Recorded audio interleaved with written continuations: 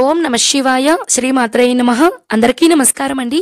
ఈ రోజు వీడియోలో 2025వ సంవత్సరంలో మనకి రాఖీ పండుగ ఎప్పుడు వచ్చింది, తేదీ తిథి వివరాలు, ఏ సమయంలో రాఖీ కట్టాలి, రాఖీ కట్టేటప్పుడు ఏ మంత్రం పఠించాలి, ఈ సంవత్సరం మనకి భద్రముహూర్తం ఉందా లేదా, భద్రముహూర్తంలో రాఖీ అనేది కట్టచ్చా కట్టకూడదా, ఇవన్నీ కూడా క్లియర్గా నేను పంచాంగాలను అనుసరించి మీకు క్లియర్ ఇన్ఫర్మేషన్ అనేది ఇస్తున్నానండి. వీడియోని మాత్రం స్కిప్ చేయకుండా చివరి వరకు చూడడానికి ప్రయత్నించండి.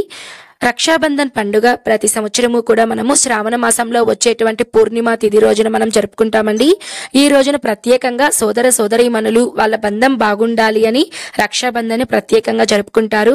అన్న తమ్ముళ్ళు అక్క తమ్ముళ్ళు ప్రేమగా జరుపుకునేటువంటి ప్రత్యేకమైనటువంటి పండుగ ఈ రక్షాబంధన్ పండుగ మనకి 2025వ సంవత్సరంలో ఎప్పుడు వచ్చిందో ముందుగా తెలుసుకుందామండి. తర్వాత మనము పురాణ కథనాలు భద్రముహూర్తం గురించి తెలుసుకుందాము. స్వస్తి శ్రీ చాంద్రమానేన శ్రీ విశ్వావసు నామ సంవత్సరం దక్షిణాయనం వర్ష ఋతువు శ్రావణ మాసం శుక్ల పౌర్ణమి తిథి వచ్చేసి మనకి ఆగస్టు 8వ తేదీన శుక్రవారం రోజున మధ్యాహ్నం 1:46 నుంచి ఆగస్టు 9వ తేదీన శనివారం రోజున 1:32 వరకు మనకి పౌర్ణమి తిథి అయితే ఉంటుందండి. నార్మల్ గా అయితే మనకి ఏ తిథి అయితే మనకి సూర్యోదయం టైంలో ఉంటుందో ఆ రోజున ఆ తిథిగా జరుపుకుంటాం. కాబట్టి ఆగస్టు 9వ తేదీన అయితే మనము రక్షాబంధన్ పండుగ 2025వ సంవత్సరంలో శనివారం రోజునైతే జరుపుకుంటామండి.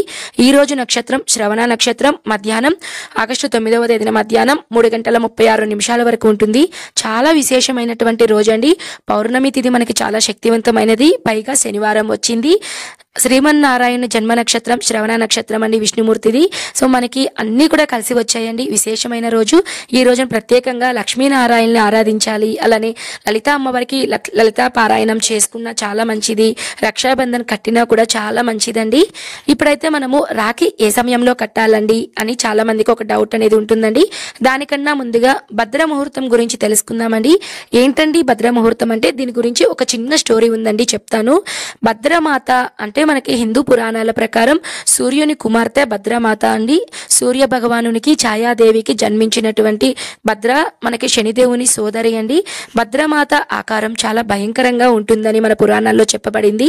నల్లని ఛాయా వదనంతో, పెద్ద కురులతో, పొడవైనటువంటి కళ్ళతో మనకి అమ్మవారు చాలా కఠినంగా గంభీరమైనటువంటి రూపంలో అయితే ఉంటారండి.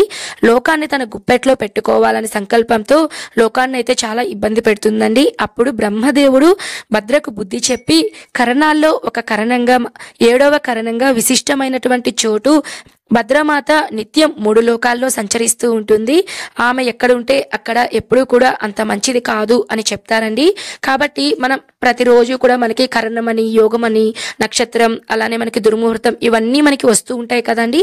ముఖ్యంగా ఈ రాఖీ పండుగ రోజున రాఖీ అనేది కట్టేటప్పుడు ఈ భద్రముహూర్తం అనేది చూసుకోవాలండి. భద్ర ఎక్కడ ఉంటే అక్కడ అంత మంచిది కాదు. కాబట్టి భద్రముహూర్తం చూసుకొని మనము రాఖీ అనేది కట్టుకోవాలి. అయితే ఈ 2025వ సంవత్సరంలో భద్రముహూర్తం ఎప్పుడు ఉందండి అంటే మనకి 9వ తేదీన అంటే శనివారం రోజున మనకి ఉదయం సూర్యోదయం లోపలే మనకి భద్ర ముహూర్తం అనేది వెళ్ళిపోతుందండి. కాబట్టి సూర్యోదయం తర్వాత మీరు ఉదయాన్నే 6 గంటల పైన మీరు మధ్యాహ్నం ఎప్పుడైనా సరే 1:30 లోపల మీరు రక్షాబంధన్ అనేది ఏ సమయంలోనైనా సరే మీరు కట్టుకోవచ్చండి. ఉదయం కుదరని వాళ్ళు సాయంత్రం అనేది కట్టుకోవచ్చు. కానీ మనకి పౌర్ణమి గడియలు అనేటివి శనివారం రోజున మధ్యాహ్నం 1:30 వరకు ఉన్నాయి. కాబట్టి మీరు 1:30 లోపలే మీరు రక్షాబంధన్ అనేది కట్టేసుకుంటే సరిపోతుందండి. ఇప్పుడు మీరు రాఖీ కట్టేటప్పుడు ఒక మంత్రం అయితే చెప్పాలి. నేనైతే మీకు ఇప్పుడు చెప్తాను, డిస్ప్లేలో చూపిస్తాను. కుదిరితే మీరు ఈ మంత్రాన్ని చెప్తూ మీరు రాఖీ అనేది కట్టాలండి. ముందుగా అయితే మీరు రాఖీ కట్టేటప్పుడు దేవుని దగ్గర రాఖీ అనేది పెట్టి దీపం అనేది వెలిగించుకొని, కొంతమంది దీపం వెలిగిస్తారండి, కొంతమంది వెలిగించరు. కానీ అక్షింతలు మాత్రం ఖచ్చితంగా మీరు ఒక ప్లేట్లో రాఖీ అక్షింతలు పెట్టుకొని మీరు ఫస్ట్ దేవుని దగ్గర దీపం కుంకుమ అనేది పెట్టుకొని, తర్వాత మీ సోదరులు ఎవరైతే అన్న తమ్ముళ్ళు అయితే వాళ్ళకి కుంకుమ అనేది పెట్టి తర్వాత హారతి అనేది ఇచ్చి రక్షాబంధన్ అనేది కట్టాలండి. రక్షాబంధన్ కట్టిన తర్వాత మీ పెద్దలైతే అన్నల దగ్గర ఆశీర్వాదం అనేది తీసుకోవాలండి తప్పకుండా. తర్వాత ఏదైనా సరే ఒక స్వీట్ అనేది, తీపి అనేది అన్నకి మీరు ఎవరికైతే రాఖీ కడతారో వాళ్ళకైతే పెట్టాలండి. ఇప్పుడు రక్షాబంధన్ కట్టేటప్పుడు చెప్పవలసినటువంటి మంత్రం అయితే చెప్తాను. ఏనబంధో బలిరాజా దానవేంద్రో మహాబలః తానత్వావం బధ్నామి రక్షే మాచల మాచల. ఈ మంత్రాన్ని అయితే మీరు రక్షాబంధన్ కట్టేటప్పుడు అయితే మీరు పఠించాలండి. ఇప్పుడు మనం రక్షాబంధన్ పండుగ జరుపుకుంటున్నాం కదా అండి, అసలు ఎందుకు జరుపుకుంటామండి? మనకి పురాణాల్లో ఏంటండి స్టోరీ? ఎప్పుడైనా సరే అండి మనం కానీ మన ఫ్యూచర్ తరానికి కానివ్వండి ఏదైనా ఒక పండుగ జరుపుకుంటున్నాము అంటే దాని గురించి తప్పకుండా పెద్దలు చిన్న వాళ్ళకైతే చెప్పాలండి, తెలియని వాళ్ళు కూడా తెలుసుకోవాలి అన్న ఉద్దేశంతో నేను మీకు ఇప్పుడు అసలు ఈ రక్షాబంధన్ ఎందుకు జరుపుకుంటామో ఒక చిన్న స్టోరీ అయితే చెప్తానండి. పురాణాల ప్రకారం శ్రీకృష్ణుడు శిశుపాలుని శిక్షించే క్రమంలో సుదర్శన చక్రాన్ని ప్రయోగించినప్పుడు శ్రీకృష్ణుని చూపుడు వేలికి గాయం అనేది తగులుతుందట అండి. అది గమనించినటువంటి ద్రౌపదీదేవి తన పట్టుచీర కొంగును చింపి శ్రీకృష్ణుడి చేతికి కట్టుతుందట.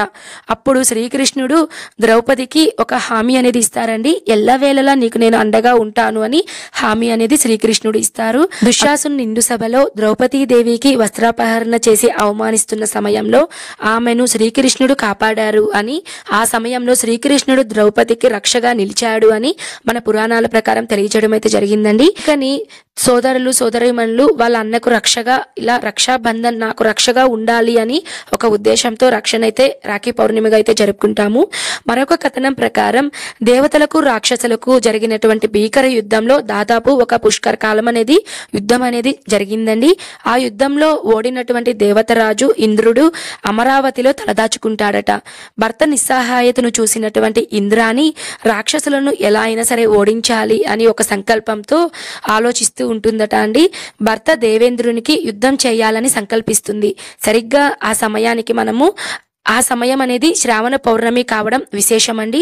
ఇంద్రాణీదేవి శివపార్వతులను లక్ష్మీనారాయణులను శ్రావణ పౌర్ణమి రోజున ఒక రక్ష అనేది వాళ్ళ దగ్గర పెట్టి పూజించి ఆ రక్షను తన భర్త అయినటువంటి దేవేంద్రునికి కడుతుందట.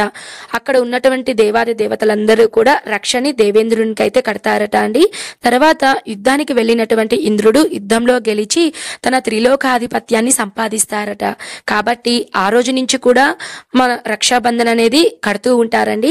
ఇంతటి విశేషత ఉందండి మన పురాణాల ప్రకారం, తప్పకుండా తెలుసుకోండి ప్రతి ఒక్కరూ. ఈ వీడియోలో అయితే రక్షాబంధన్ ఎప్పుడు వచ్చింది, ముహూర్తాలు అన్ని. ఈ వీడియో కనుక నచ్చితే తప్పకుండా లైక్ చేసి సబ్స్క్రైబ్ చేసుకోండి. నేను మరొక మంచి వీడియోతో మీ ముందైతే ఉంటాను. సర్వే జనః సుఖినో భవంతు. స్వస్తి.